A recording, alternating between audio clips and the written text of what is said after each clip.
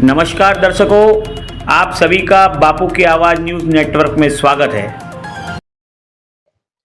साथियों, जैसे कि हमारे बापू की आवाज न्यूज नेटवर्क का आगामी विधानसभा चुनाव सर्वे चल रहा है, साथ ही चारों विधानसभाओं में जो उम्मीदवार इच्छुक है, हम उनसे भी जाकर मिल रहे हैं कि अगर उनको जनता ने मौका दिया तो वह जनता के लिए क्या करेंगे। अभी विधानसभा चुनाव सर्वे में हम ग्राउंड रिपोर्ट्स ले रहे हैं। जो जनता के बीच के सवाल है, जो जनता के बीच में समस्या है, वह समस्या हम इच्छुक उम्मीदवार से जाके रख रहे हैं। तो इसी मुद्दे को लेकर आज हमारे चैनल के साथ बातचीत करने के लिए मौजूद है रमेश टेमरे, जो कि कांग्रेस के अभी वर्तमान तालुका अध्यक्ष है। हम इनसे बातचीत करेंगे। इन्होंने भी आवेदन किया है कि इनको भी कांग्रेस पक्ष से टिकट मिले तिरोड़ा गुरेगा विधानसभा चुनाव के लिए। तो हम इनसे आज बातचीत करेंगे कि इनके दिल में जनता के लिए क्या है। टेमरे जी, आपका सबसे पहले बापू की आवाज न्यूज नेटवर्क में स्वागत है। क्या बताओगे, आपने कांग्रेस पक्ष से आगामी विधानसभा चुनाव के लिए अर्ज किया है, तो आपके विधानसभा में कांग्रेस पक्ष की क्या हालत है? देखिए, एक तालुका कांग्रेस कमेटी के अध्यक्ष होने के नाते एक भारतवर्ष में कांग्रेस की भूमिका जो रही है देश को स्वतंत्रता दिलाने से लेकर तो आज तक की, कांग्रेस ने ऐसे सभी बहुआयामी कार्यक्रम दिया है। और जो भी है, रेलवे से लेकर तो इसरो से लेकर तो सभी चीजें, कॉलेज, एजुकेशन के बारे में, सुप्रीम कोर्ट, हाई कोर्ट, हर एक चीज जो बनी हुई है ये कांग्रेस के जमाने की है। मगर ये जो लोग हमें पूछते हैं कि कांग्रेस ने क्या किया है, तो उनको प्रत्युत्तर देना है कि तुमने 10 साल में क्या किया है। और हमारा भारत देश और भारत देश के नागरिक की हालत, वर्तमान में स्थिति, महंगाई, बेरोजगारी, शिक्षा का तुष्टीकरण, ऐसे अनेक मुद्दे हैं। टेमरे जी, मैंने पूछा कि आपके विधानसभा में अभी संगठन की क्या स्थिति है? नहीं, हमारे यहाँ, मैं वही बात पे आ रहा था। तो ये देखते हुए भी हम संगठन में थोड़ा सा पीछे 5 साल के पहले हमारे कांग्रेस में थोड़ा सा बदलाव आया था। हम थोड़ा सा एक पायरी नीचे उतर गए थे, हमारे कार्यकर्ता का मनोबल टूट गया था, मगर फिर से हम उठ खड़े उठे। और इसका प्रदर्शन अभी हमने लोकसभा में देखा होगा आपने कि हमारे यहाँ जो 18-20 हजार की, 35 हजार की जो लीड थी तिरेड़ा विधानसभा में, वो आज हम 9,000 से सिर्फ माइनस है। बरोबर। और हमारे पुराने जो कांग्रेस थे, कांग्रेस का निशान देखते हुए पंजा देखे बराबर, जो पुराने जो कार्यकर्ता थे, एकदम उम्र दराज लोग भी जाग उठे एकदम। अच्छा, आपने आवेदन किया है कि आपको भी उम्मीदवारी मिले जी, तो आपको ऐसा क्यों लगता है कि मुझे भी उम्मीदवारी मिलना चाहिए? नहीं, देखो ये क्या है कि कुछ करने की तमन्ना अगर है तो अपने को चल बढ़ के आगे आना पड़ेगा। मैं भी एक तालुका का दायित्व संभाल रहा हूँ 1 साल से, और ये हर एक कार्यकर्ता का अधिकार है कि वो पक्ष से टिकट मांग सकता है। बरोबर। और टिकट मांगने के लिए मेरे को मेरे कार्यकर्ताओं ने, मेरे समाज के दोस्तों ने, मेरे भाइयों ने, या जो भी मेरे को चाहने वाले लोग हैं, उनने थोड़ा सा मेरे को आगे बढ़ाया कि दीदी आप भी आवेदन करो। बोले आप में अच्छे कौशल है और आपकी जरूरत है आप जैसे विचारवान की। तो मेरे को तो पता नहीं मैं अच्छा हूं, मगर उनने मेरे में क्या देखे, तो उन्हीं ने आवेदन फॉर्म लाए, उन्हीं ने मेरे लिए जो पक्ष की निधि जमा करना था उन्होंने जमा किए। और मैंने बोला यार मैं एक साधारण परिवार का आदमी हूँ, और आज के जमाने में जो राजकारण हुआ है वो पैसे वाला का हो चुका है, और अपने जैसा साधारण आदमी कहाँ तक पहुंच पाएगा। तो नहीं, बोले हम सब कर देखेंगे, पैसा सब कुछ नहीं होता। उनने मेरा मनोबल बढ़ाए और मैंने पक्ष में आवेदन किया है। और देखो, अगर पक्ष ने विचार किया कि एक साधारण परिवार का लड़का, साधारण परिवार का आदमी अगर टिकट देते हैं तो उसके साथ में समाज कितना साथ देता है, पक्ष के कार्यकर्ता कितना साथ देते हैं, और सच्चाई के साथ में कितने लोग रहते हैं, ये देखना है। अच्छा, आपने विकास के बारे में क्या सोचा है? अगर आपको जनता ने मौका दी, पक्ष ने आपको टिकट दिया, तो आपने फिर विकास के लिए क्या सोचा? विकास के लिए अभी 10 साल में अपना, मैं हिंदुस्तान की तो बात नहीं करूंगा, मगर अपना तिरोड़ा विधानसभा अभी मेरे गांव का चोड़ है, चलने फिरने लायक नहीं है। जो कि धापेड़ा से लेकर तो जो मेरे गांव पर से जो रोड जाता है, तो धापेड़ा से लेकर तो ये रेलवे स्टेशन, रेलवे स्टेशन का आदमी, तहसील कार्यालय का आदमी, पंचायत समिति का आदमी, एमएससीबी का आदमी, पानी सप्लाई का आदमी, यानी सभी ऑफिस इधर ही है और यही रोड से आवागमन होता है। आज उसकी 1 साल के ऊपर हो गया, इतनी दयनीय अवस्था है। और हमारे यहाँ जो शासन करते हैं अभी, जो वर्तमान में जो सरकार है, उनका कोई ध्यान नहीं है। आम आदमी का जीना दुश्वार हो गया। किसान की तो बदहाल जिंदगी जी रहा है। किसान के बच्चे शिक्षा नहीं कर पा रहे और शिक्षा का तो इतना निचला स्तर हो गया कि गांव-गांव की स्कूलें इन्हें बेचने को निकाल दी। जो हम तुम सब पढ़ लिख के जिला परिषद स्कूल से आगे बढ़े, आज वो स्कूलें चाहिए उद्योगपति को बेचने निकाल दी। इससे बड़ी शर्म की बात क्या है? अच्छा, फिर शिक्षा के क्षेत्र में क्या सोचा है आपने? शिक्षा के क्षेत्र में अगर हमारे जैसा आदमी को, मेरे जैसे को अगर लोगों ने पसंद किया और अगर मेरे जैसे को सेवा करने का मौका मिला, तो मेरा सबसे पहला अगर माध्यम रहेगा तो मैं शिक्षा की तरफ ध्यान दूंगा कि मेरे साधारण परिवार के बच्चे पढ़ लिख के कैसे आगे बढ़े और गांव की स्कूल कैसी बचे, इसको मैं प्रायोरिटी दूंगा। अच्छा, आपने शिक्षा के बारे में तो बताया कि आप एजुकेशन को फर्स्ट प्रायोरिटी देंगे।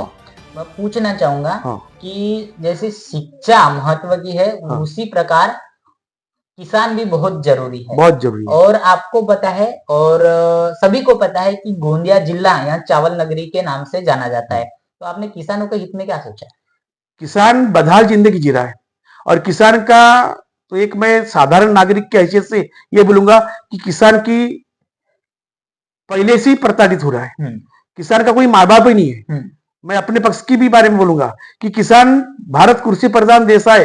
लाल बहादुर शास्त्री ने कह तो दिया जय जवान जय किसान, पर आज भी किसान उतना ही प्रताड़ित किया जा रहा है। आज देखो 2014 में जब कांग्रेस से ये भारतीय जनता पार्टी ने सत्ता ली, उस टाइम में किसान की जो बोरी 200 रुपए की थी यूरिया की, आज 450 की हुई। 50 किलो के यूरिया की बोरी 45 किलो की होगी। जो 400 की डीएपी थी आज 1300 रुपए होगी। तुम्हारे किसान के जो उपकरण है, यांत्रिक खेती बोलते हो, यांत्रिक खेती बोलते ना, नया जमाना आ गया। यांत्रिकीकरण के इसमें तुम्हारे ट्रैक्टर पे 28% जीएसटी ले रहे हो। आज 4 लाख का ट्रैक्टर 10 लाख में बिक रहे हो।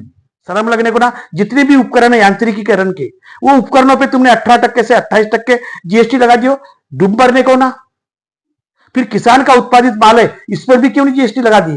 ये किसान जो 100 बोरा धान पकाए तो उस पर जीएसटी देने को ना गवर्नमेंट ने। ये भी व्यापारी है ना, किसान भी तो व्यापारी ना। पर किसान का वाली आज तक की कोई पैदा नहीं हुआ। किसान की लड़ाई मैं अपनी पूरी जितना मेरे में सामर्थ्य है वो पुरजोर से मैं किसान की लड़ाई लड़ूंगा और किसान को हक दिलाऊंगा। अच्छा टेमरे जी, मैं यह भी सवाल करना चाहूंगा कि जैसी शिक्षा, जैसी किसान जरूरी है, उसी प्रकार स्वास्थ्य भी जरूरी है। अगर हम स्वस्थ रहे, हम हेल्थी रहे, तो अपनी जिंदगी में कुछ भी कर सकते हैं। अगर समझो कि आज हमारा पैर टूटा है तो हम यहाँ से चल भी नहीं सकते।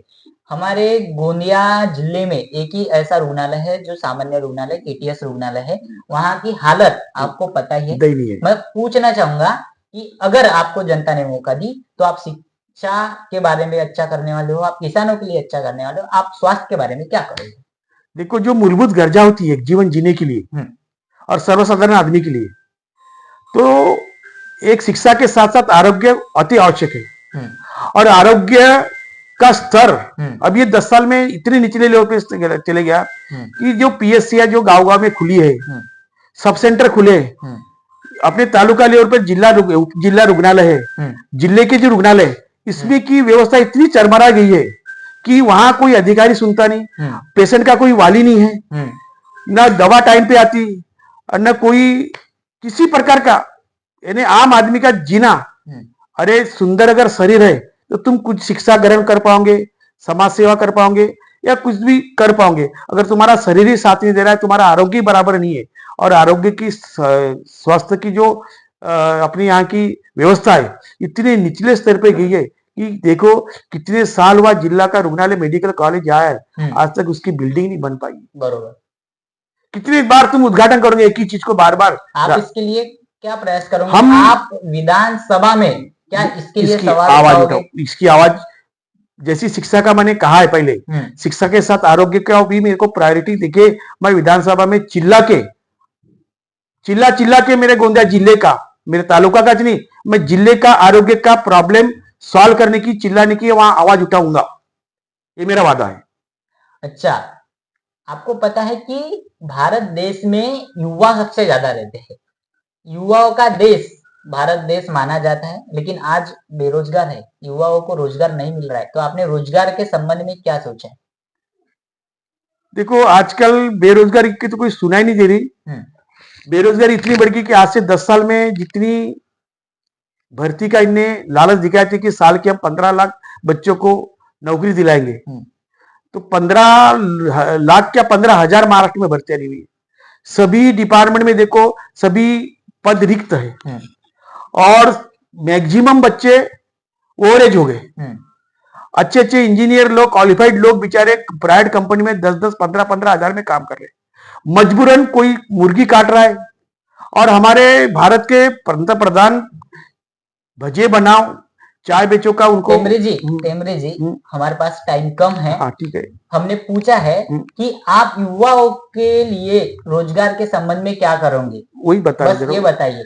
आप अभी तक क्या चल रहा है, अभी तक कौन क्या कर रहा है, टाइम को देखते हुए आप हमें ये बताइए कि आप क्या करोगे युवाओं। बेरोजगारों के लिए रोजगार कैसे प्राप्त हो और शासन में जो रिक्त पद है, हम शासन पे अगर हम जाके वहां बैठे, वहां विधानसभा के सदस्यता हमको अगर मिल गई और हमारे वोटरों ने हमको अगर फर्स्ट लाइक किया, तो हम जरूर बेरोजगार का मुद्दा वहां उठा के हमारे रोजगार को काम मिले, हर बंदे को काम मिले, ये हम इसको भी प्रायोरिटी देके इसके लिए भी हम लड़ाई झगड़ा करेंगे। इसके लिए भी। अच्छा, उसी प्रकार अभी जो है पूरा प्राइवेटाइजेशन का ट्रेंड चल रहा है। हाँ। अभी हर चीज प्राइवेट की जा रही है, मतलब ठेकेदारी में दी जा रही है। स्वास्थ्य हो, अभी शिक्षा हो, उसमें भी पूरे प्राइवेट, शिक्षा हो प्राइवेट, बिजली हो प्राइवेट। उसी प्रकार मैं पूछना चाहूंगा कि बिजली के रेट अभी आपको पता है कि आसमान को छू रहे हैं। तो अगर कोई इंसान 300 रुपए कमा रहा है और उसको 1000 रुपए बिजली का बिल आ रहा है, तो वो कहाँ से देगा, यह सवाल खड़ा हो रहा है। तो क्या आप इलेक्ट्रिसिटी के बारे में कुछ विधानसभा में सवाल उठाओगे? क्या आप उनके रेट कम होना चाहिए इसके लिए प्रयास करोगे? देखो, दैनंदिन जीवन में अपने को बिजली एक अपने को बहुत गरजू चीज होगी।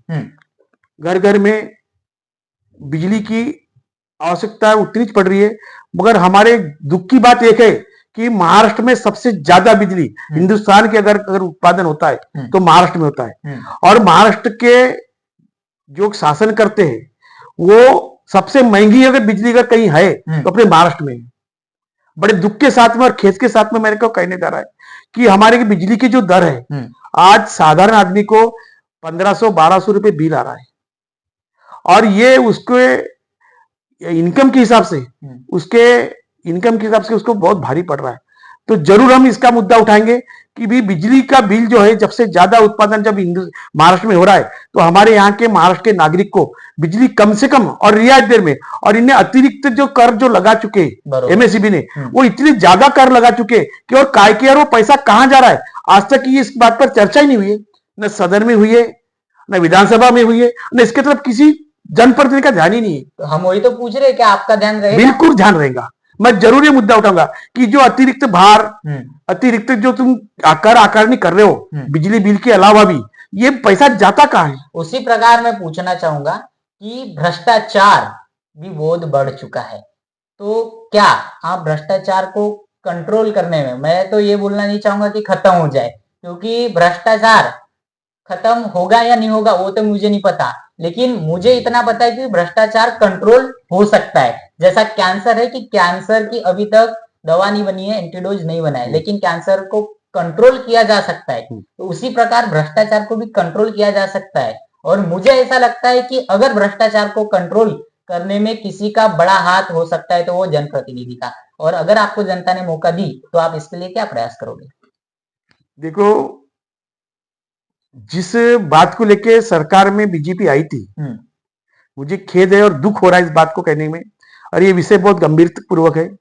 भ्रष्टाचार 10 साल में इतना डीप में चले गया, उसकी जड़ें इतनी डीप में गई है कि जो कांग्रेस को ये नाम पकड़ते थे, इन्हें ईडी, पीडी, सीबीआई क्या क्या करवाए हमारे नेताओं पर, ये कहीं भी उसका पुरावा साधन नहीं कर सके और किसी को जेल भेज सके। ये सिर्फ उसका गलत वापर करके, भ्रष्टाचार के झूठे आरोप लगा के हमारे जनप्रतिनिधियों को, हमारे बड़े वरिष्ठ नेताओं को फंसाया जा रहा है, मगर वो उसका प्रूफ नहीं कर पा रहे क्योंकि कांग्रेस के जमाने में भ्रष्टाचार हुआ ही नहीं है। मगर अभी ये 10 साल में इतना भ्रष्टाचार बढ़ गया, इतना भ्रष्टाचार हो गया कि एक तहसील ऑफिस का बाबू के पास में एक साधारण आदमी जाता है, अरे जो 300 रुपए रोज कमाता है, जो क्षेत्र मजदूर सीट के और हमारा मजदूर, उससे वो बाबू 500 रुपए की डिमांड करता है। बरोबर, मैं यही ये मुद्दा बड़ी दुख की छेड़ना बात है। और यही मैं वादा करूंगा कि अगर मेरे को यहाँ की जनता ने मेरे को मौका दिया तो पंचायत समिति हो, तहसील ऑफिस हो, कहीं भी भ्रष्टाचार खत्म होने के मैं भरकस प्रयास करूंगा कि मेरे साधारण आदमी से तुम पैसे कि तुमको पगार कम जा रहा है क्या, और सरकार से डिमांड करेंगे पगार बढ़ा दो, बरोबर, महंगाई बढ़ा दो, बढ़ रही है महंगाई के भत्ते बढ़ा दो, मगर तुम सर्वसाधारण आदमी से जो पैसे की अपेक्षा करते हो, ये कर्मचारी का अधिकारी का बराबर नहीं है। तो भ्रष्टाचार बढ़ाने में ये सरकार का बहुत बड़ा हाथ है, क्योंकि ब्लैकमेलिंग करते हैं अधिकारी कर्मचारी को यहाँ के नेता लोग, बरोबर, और उनसे पैसा वो करते, फिर वो अधिकारी कहां से पैसा लाएगा, वो आम आदमी से वसूल करता है। तो इसका अपने को सब मिलके, मेरा अकेले का काम नहीं, हम सब मिलके इसका अपन भ्रष्टाचार मिटाने का भरगस प्रयास करेंगे।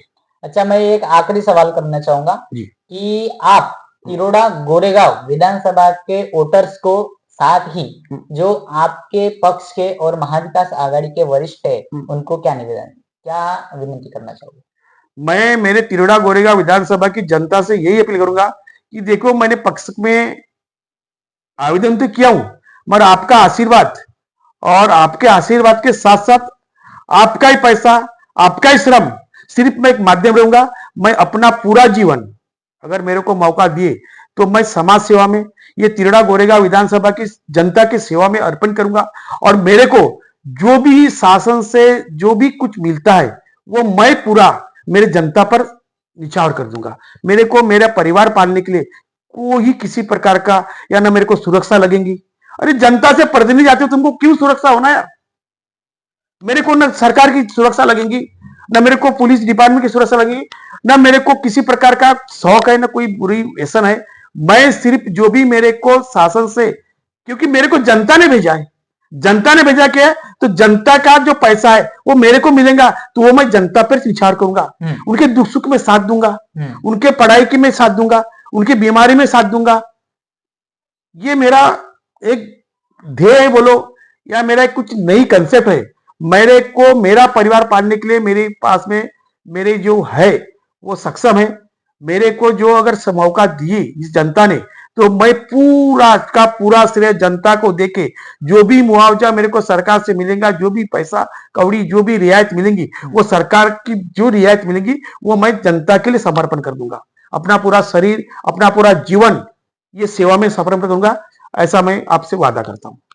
साथियों, यहाँ थे रमेश जी टेमरे, हमने इनसे बातचीत की। साथियों, इन्होंने एक नई बात बोली है। मैं आपको बता दूं कि इसके पहले हमने अनेक लोगों से इंटरव्यू लिया है, लेकिन जो टेमरे जी है, इन्होंने एक खास बातचीत की है कि ये तो ना शासन की सिक्योरिटी लेंगे और ना ही ये अपने लिए जो भी एमएलए का पेमेंट रहता है या जो भी मानदंड रहता है वो खुद के लिए खर्चा ना करते हुए यह जनता के लिए खर्चा करेंगे, ये जनता के सुख दुख में साथ देंगे। इन्होंने यह बहुत अच्छी बात बोली है। लेकिन दर्शकों, मैं आपको बता दूं कि अब देखना यह बाकी होगा कि महाविकास आघाड़ी में टिकट किसके कोटे में जाती है। क्या वो कांग्रेस के, या क्या वो राष्ट्रवादी शरद पवार, या वो शिवसेना उद्धव बाळासाहेब ठाकरे, अब किसके कोटे में जाती है और किसके कोटे में नहीं जाती, यह देखने लायक रहेगा। तब तक के देखते रहिए और बने रहिए बापू की आवाज न्यूज नेटवर्क के साथ।